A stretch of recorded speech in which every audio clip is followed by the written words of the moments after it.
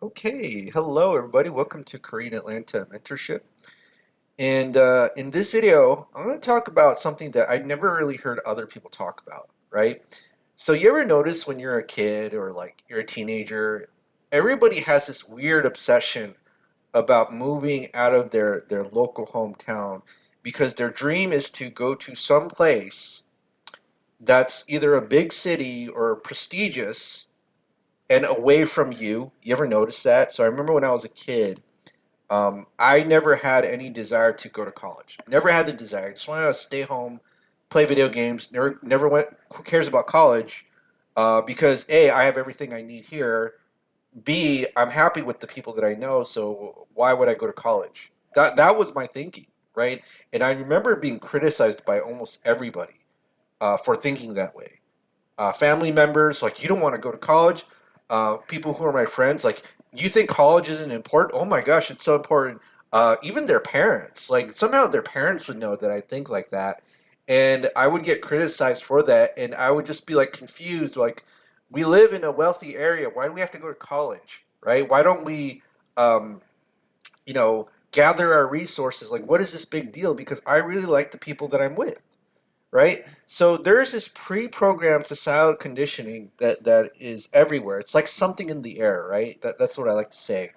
Where somebody says this pre-programmed phrase of, "Hey, my like when you're 16 or 17, I want to go to insert big city, like Los Angeles, New York, for insert prestigious institution or workplace, for my dreams, right? Go to college, do whatever." And I've been to those cities, and they're overrated, and there's nothing actually going on there. In fact, 95% of life in those big cities is just a big ruse or big mirage, right? Like, for example, in Los Angeles, you spend 3 hours a day in traffic, and maybe the only positives, you might get some good Korean barbecue, but there is no actual community life especially in big cities. Now, even in the suburbs, it's kind of not there. Like, suburbs are kind of antisocial, but especially in the big cities where, there's a lot of people there, you probably get the feeling that you're lonely in a crowd, right?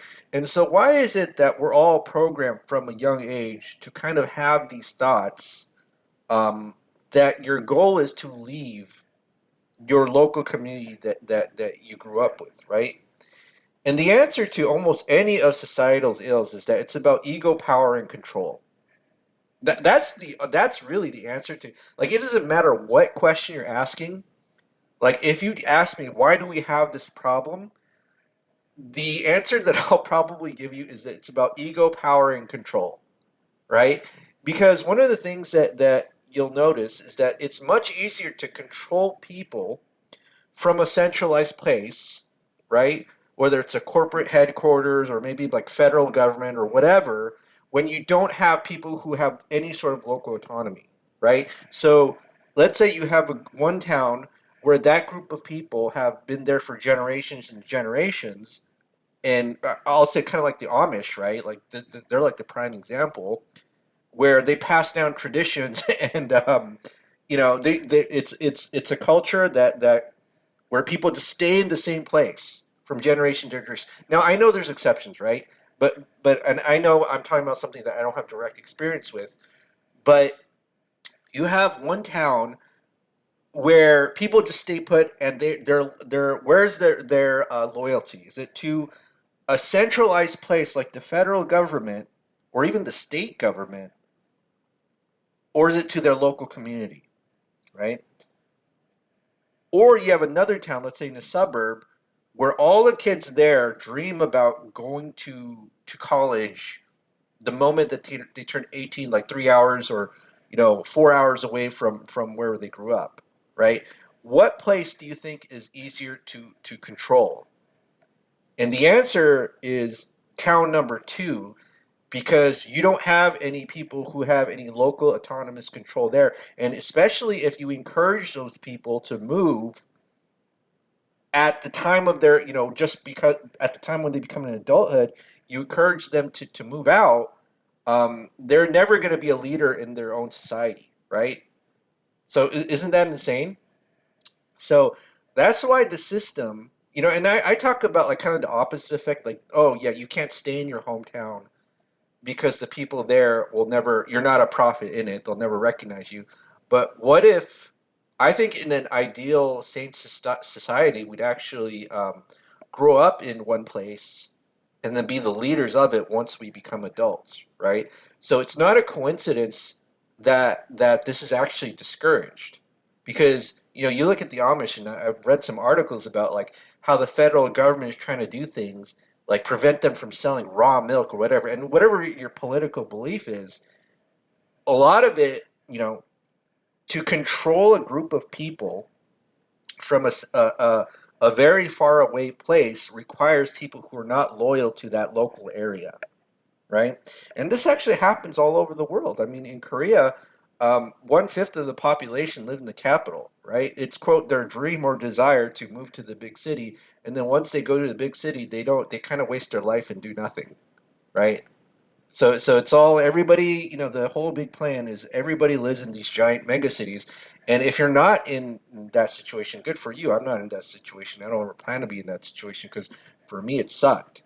But the reason why the system encourages you to leave where you grew up is because it wants to make sure that you never become a leader where you grew up, right? Because if you never become a leader where you grew up, you can't be controlled. I'm just going to give you an example of this, right? So let me just kind of show you an example. So let's say, like, you're maybe like the executive or owner/owner of Walmart, okay? And one of the things that, Walmart is kind of notorious for is like they fear like, oh, they're lower level employees. So let's say lower level employees will be unionizing, right? And again, a lot of it, everything is about, control, ego, and power. Okay. So I want to make sure that we have a set of group of people who can kind of, let's say we'll call them the managers, right? Who can actually prevent this. Like we want to make sure we have a layer between the people who do the work and us to make sure that they can control these people. Now here's why people usually never get promoted from the bottom of a company, right? Because let's say we have these lower level employees, right? And we'll call them, maybe I'll say Jim or something like that, or Jim Bob, started as a lower level employee. And then do you think that Jim Bob will be promoted as a general manager of the store that he worked at, right? For from the bottom. Do you think that will happen? Probably not. So let's say Jim did start as a lower level employee. What's probably going to happen is that he's going to be promoted to a new store, like totally far away, totally random, but never at that same store. Now, why is it that Jim Bob or whoever, if he does get promoted, will never be the general manager of the store that he worked at? Because if you're the executive or the owner of Walmart or whatever,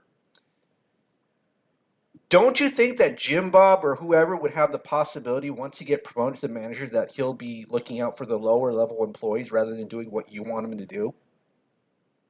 Right? But if you move Jim Bob, let's say increase his salary 2 or 3 times, and then move him to a place where he has absolutely no local ties, very, very far away, like 2 or 3 states away, now he's stuck, right? Because now he has golden handcuffs or golden whatever, and he can't you know there's nothing. The only reason he's there is because of the money, right? He has no local level ties to that community anymore. Okay, and that's why in traditional business, and I know that there's a lot of remote work nowadays. I'm just talking about in traditional business.